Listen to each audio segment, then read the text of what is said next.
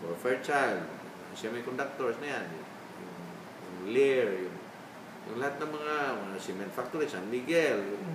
You know, we are an engineering company before, machine shop and engineering, which makes spare parts for them.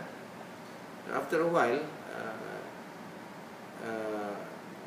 yung dream namin na makakagawa talaga ng sariling machinery did not prosper kasi even how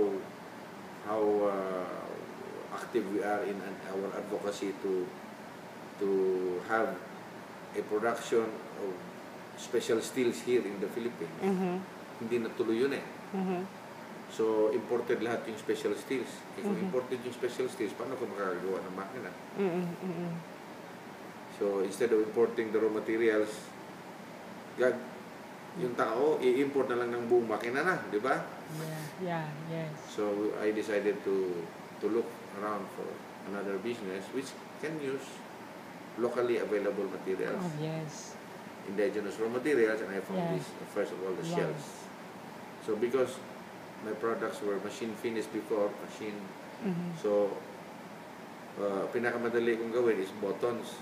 I made buttons kasi minamachine namin yung buttons. So, instead of using metal, I used the shell this time. Magawa ko ng mga buttons. Oh, wow. Okay. Cute naman. After a while, there are surplus buttons. We made some button jewelry na. Jewelry. So that's why we started with jewelry talaga. And I happened to have a good, encountered a good buyer, Italian buyer, which became my partner till now. So, yun, we went on. And nung lipat na nga kami dito, 2003, home accessories, full-blown home accessories and furniture na ako. But I started already in my first building, smaller area, some home accessory business. So, noon pa lang, 1995, 96, 97, we already included in our line of business fashion accessories and home accessories. Nag-increase lang siya dito, 2003. Yung card nyo, baka hindi na pwede masyadong fashion tools dahil home tools na. Actually, kung isipin yung fashion tools na yan, it's applicable to anywhere. Every, kasi parang tools fashion. kasi ito eh. Actually, we are selling ideas. Ideas. Kaya fashion tools. Fashion for lifestyle and fashion at home. Oo nga. Okay. So, we are, being an engineer, I am very much pressured to come up with new. I start with the materials kasi. New materials or new manipulation of old materials. Looking for ways and means to combine all this story, come up with new methodology using appropriate technology. So yun. It's incredible. So dito po kayo you grew up, studied in Cebu and yeah, I studied in Don Bosco Technical School in Manila. Is that here in Cebu? I finished University of the Visayas, yung mechanical engineering. And I got a license. And I became consultants to several government agencies. One of them, the biggest consultancy that I had was sa MIRDC, Metals Industry Research and Development Center. So we were sent to the countryside, Luzon, southern Luzon to Mindanao, to help in the metalworking sector, come up with new ideas, new methods in the pre- and post-harvest facilities sa agriculture. That was the time where I was really deeply involved with engineering. Metals and engineering. It's amazing. It's really amazing. I was very lucky to have worked with then Secretary Fuliusco in his shop. Sino po siya? DTI Secretary. Naging DTI Secretary siya noon kay Madam Cory, President Cory. The DTI Secretary and then Department of Science and Technology Secretary. Because he's a mechanical engineer also. who speak the same language. He has a manufacturing plant in Sucat. And then I was able to work there as a designer, a machine designer, and a machinist, and then a machine designer.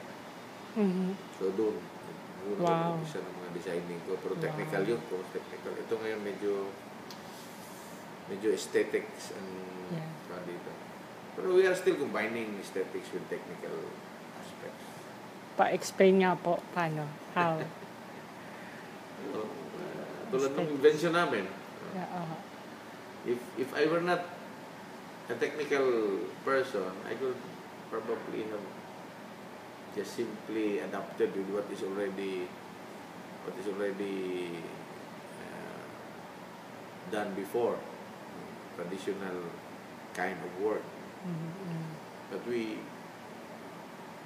innovate. We do value analysis and value engineering in our products, even in our prototypes, even in existing products. Meron talaga kami palaging VAVE. VAVE is value analysis, value engineering. Wow. Kasi meron ka lang maalis dyan na kaunting bagay or process, tapos yung aesthetics or value is still the same, maigi yun sa produkto. Kasi the price would be lower down. Tapos we in the process of the value analysis and value engineering, you can evaluate the value of the product in terms of functionality, costs, design, and the possibility of improvement. Kasi pagdating ng araw, yung produkto na yan, magluluma na yan, so there should be some room for innovation. Regarding ho dito sa Cebu, what makes Cebu parang dami kasi ditong creativity, entrepreneurship? Ano sa palagay niyo yung factors kung bakit it's easier for people like you, if you think it's easier, to have a business here and then bring it to the world? Yeah, because I don't know, but for my part, I find it really very interesting. Challenging, but interesting. Because we see a lot of potentials in Cebu. Siguro dahil Cebu is an island, there is no agriculture. There is no much plain, is mountainous and limestone piece of island. We are forced to be creative and innovative, using what is the resources that are at hand, no? And of course, the resources that can easily be readily be availed from the neighboring regions, neighboring towns, neighboring islands. And here, we are very lucky because it's a very strategic location. Cebu is a very strategic location. It's a center for commerce, or hub for commerce. We have international airport, we have international ports.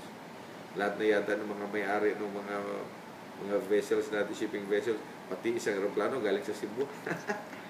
Galing. And also, with regards to creativity, I think pagdating dito sa shells, yung business ko ngayon, this kind of skill, although it's never being taught in standard and traditional schools, they're handed down from generation to generation. And because of that, magaganda siya dahil hindi siya tinuro eh. It's really inculcated. It's really within the blood or the family. So may love siya, may love.